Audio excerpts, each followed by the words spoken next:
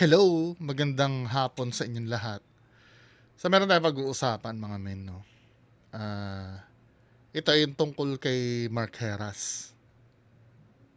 No? Kasi last time, meron siyang post na paiyak-iyak pa siya, no? Tapos parang nakulong daw sa sistema. Na nagkaroon ng maraming interpretasyon kasi iyon. Unang-una, wala namang kasing context yung pagkaka-post niya. So, clueless yung mga tao. Ano ba yon? Syempre, ang unang iisipin ng tao, ano ba nangyayari sa buhay mo? Di ba? Nademanda ka nung bading na ka-close mo, nagkaroon ka ng problem sa pera, di ba? Meron pang na nagtrabaho ka sa gay bar, mga ganon ano. Marami kasing issue. So ngayon, nagsalita. Sabi nga nandito, Mark Heras galit na sinabing hindi tungkol sa trabaho ang dahilan ng kanyang pag-iyak, kundi ito ay patungkol sa personal na problema. So, ito yung sinabi ni Mark Heras, no? FYI, sa mga basta may maipost lang kung ano-anong istoryang ginagawa, basta may makontent lang, wag kayong gago. Yung post ko na umiiyak tungkol yung sa personal na problema. Huwag kayong tanga at mahilig gumawa ng kwento para lang sa content nyo. May mga trabaho akong ginagawa, may show ako na ginagawa under GMA7 at under Buenas PH. So para sa mga gumagawa ng istorya na umiiyak ako dahil wala akong trabaho, huwag kayong tanga. Maghanap kayo ng ibang mako-content, huwag ako mga inutil. Hindi kasi sir hindi naman kasalanan nyo ng nagpapampam ka kasi. 'Di ba? Napansin ka. Na hindi naman alam kung ano yung sinasabi mo. Ano bang purpose? Wait lang. Ano bang purpose ba't ka nag-post sa public? Para makita ng lahat at hindi ka naman maintindihan kung ano yung problema mo. 'Di ba? Siyempre, ang i-review ng mga tao, ano bang problema nito ni Mark? Lalo na yung mga fans mo, no? Kakalkalin yan kung ano nangyari sa'yo sa past. Baka yung ganito yan, yung ganyan yan, yung ganun. Diba? Kasalanan mo rin. Parang kasalanan naman ng tao. Pero ang pinaka-close dito kasi, nung nung February 9, ito pala yun, naghiwalay pala sila daw nung niya, yung partner niya, si Nicole Donesa, nag-unfollow sa isa't isa. 'Di ba?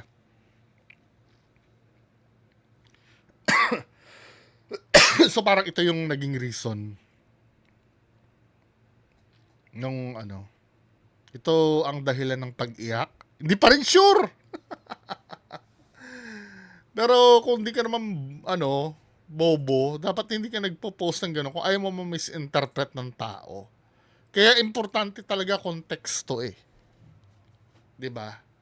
Lalo na ikaw, sikat ka kasi 'Di ba, sana kung ako lang ang magpo-post niyan na umiiyak ako kunyari, 'di ba? Wala namang may paki sa buhay ko. Ikaw kasi celebrity ka. Kaya kaya pag-uusapan ka talaga. Hindi kasalanan ng tao 'yun. 'Di ba? Hindi kasalanan ng tao, wag naman tayong ginagawa naman natin tayong sarili natin aawayin yung kung sino-sino. Anyway, so next topic. So ito naman regarding kay Diwata. May clue na tayo kung ano 'yon, yung naging problem ni Diwata. 'Di ba? So ito ay galing sa News 5. Credit po kay attorney Luterte na explain niya sa akin kung ano daw 'yon. Ito sa News 5 ng social media personality na si Diwata kung paano ulit siyang inaresto at ikinulong. Si Diwata kasi bigla na lang daw inaresto dahil sa issue naman ng negosyo. Ang buong detalye nasa Frontline Report ni Dave Abuel. Hindi napigilang maging emosyonal ni Deo Balbuena o mas kilala bilang social media personality na si Diwata nang makausap ng News 5. Si Diwata kasi nakulong ulit dahil umano sa non-compliance nito sa negosyong Parisan sa Pasay. Ang intensyon ko lang naman, Sa Pasay. makaahon sa hirap. Dahil palaboy-laboy lang ako dati. Nagnegosyo ako ng Paris. Hindi kasi ano yun sir yung intention mo kasi, hindi sapat yun. Meron pa rin dapat i-comply, hindi lang sapat yung... Ito, mga kababayan ko, wag natin daanin lagi sa drama ang sa lahat ng pagsagot sa problema. Alam mo, dadramahan natin. 'Di ba? Kung pwede lang ganyan, di lahat na lang nagdramahan na lang sa Meron pa rin talagang compliance ka na kailangan tuparin. Tama ba 'yon? Meron kang dapat requirements na kailangan i-comply. May compliance. 'Yun nga, 'di ba?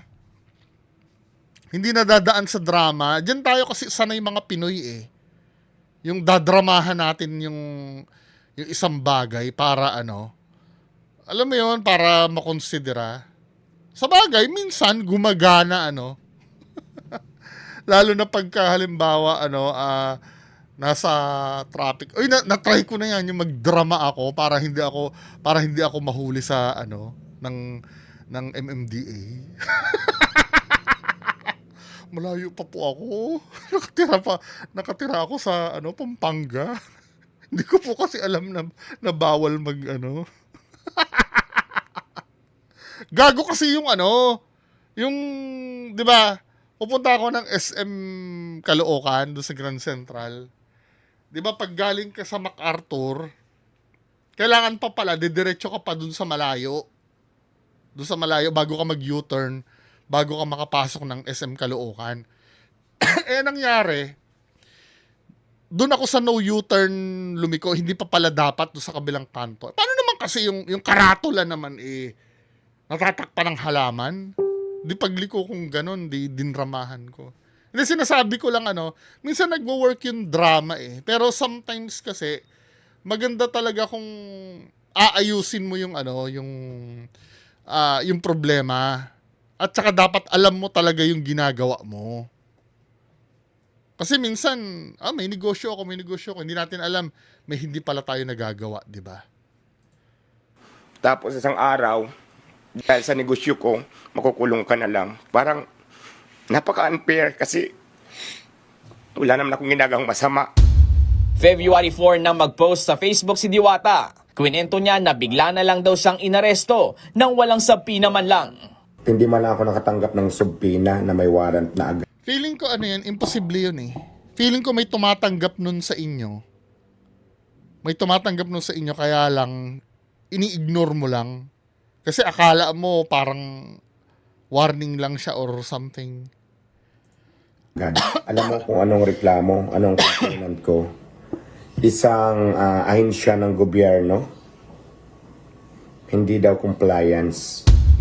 Ang masaklap daw, inutang na niya ang halos 50,000 na pangpiyansa sa kanyang abogado. So wala ka na talagang pera, men. Di ba bumili ka ng bagong sasakyan mo? Tapos nilalait mo pa yung basher na na walang makain ba yon? Ano ba yung post mo na yon?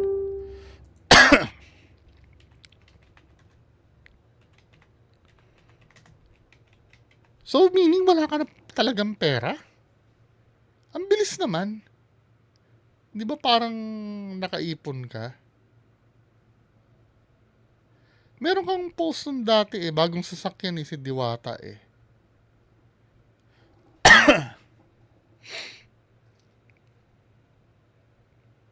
Anyway, hindi ko na mahanap pero parang na-i-repost ko sa FB ko yon na ang sinasabi mo pa nga samantalang yung mga walang makain ka mo. Yung mga basher mo. O pagpatuloy na lang natin to. So wala ka na talagang pera, kawawa naman. 'Di ba?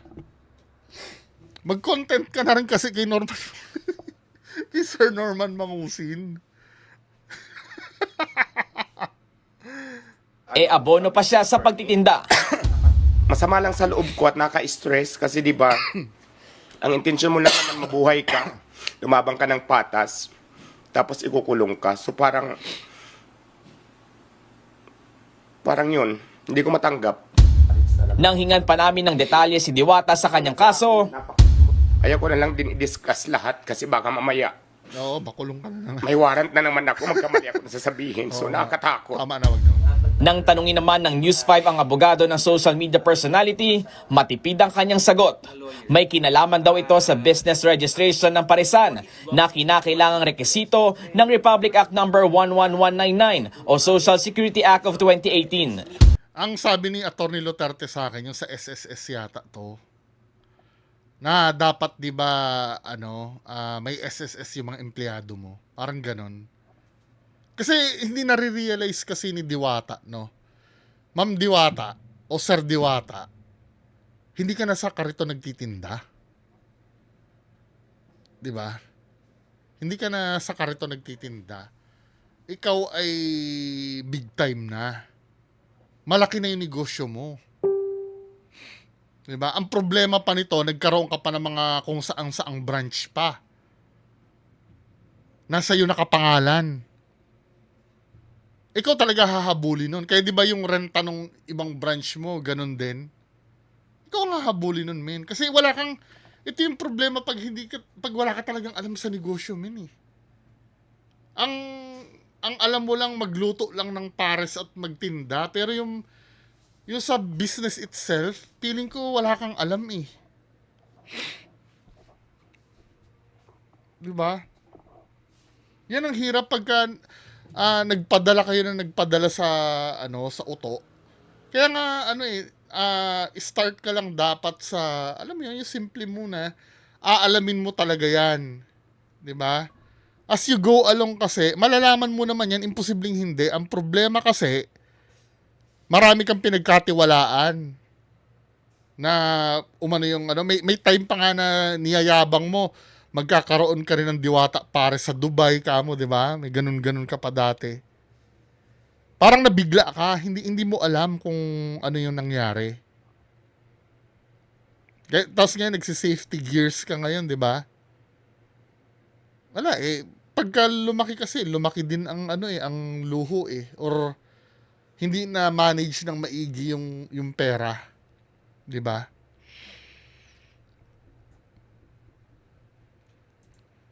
We have yet to check what was the information all about. There's a pending case already, pending before the Regional Trial Court of Quezon City. So all of the defense or all of the prosecution... Quezon City?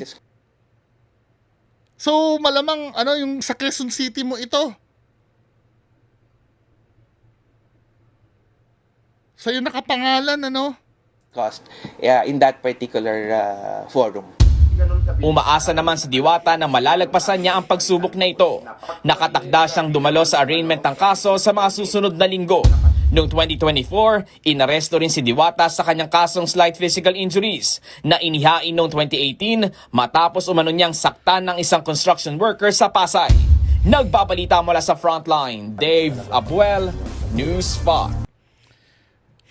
Well, ganun talaga ang buhay di ba? Wala tayong magagawa dyan. Kaya tuloy tapos ito totoo ba ito? Ito yung nagtitinda siya sa kariton? Feeling ko hindi. Bukas pa ba yung Diwata na Parisan? Sabi niya dito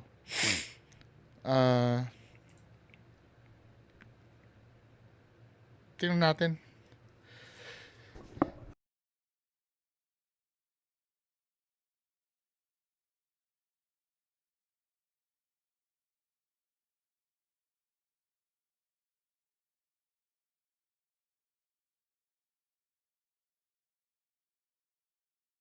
Doon sa official ni Diwata kung ano nangyari. Asan na yung ni Diwata?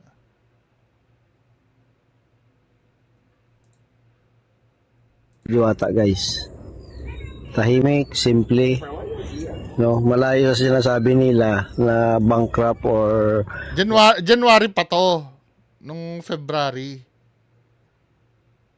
Ba't parang nawala yung page ni Diwata? Diwata. Parang nawala na nga. Wala na. Ano kaya nangyari? Nag-disable ba siya?